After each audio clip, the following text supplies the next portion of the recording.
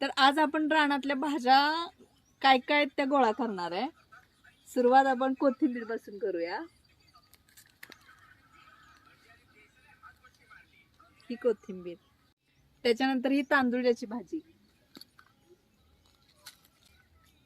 तांदूळाची भाजी ही. नंतर आता इथं दोडका आहे, मी तो दोडका तोडते. दोडका,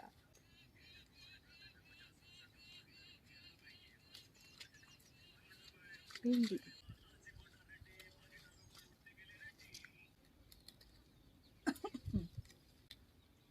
पालक आणि ही हिरवी मिरची.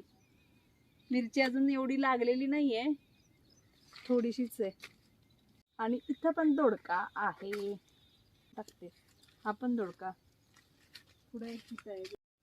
भारी आला ना, मस्त आला ना. हो. आणि ह्या सगळ्या गोळा केलेल्या भाज्या, पिशवी नसली की टॉवेलचा फॉर्म्युला वापरायचा.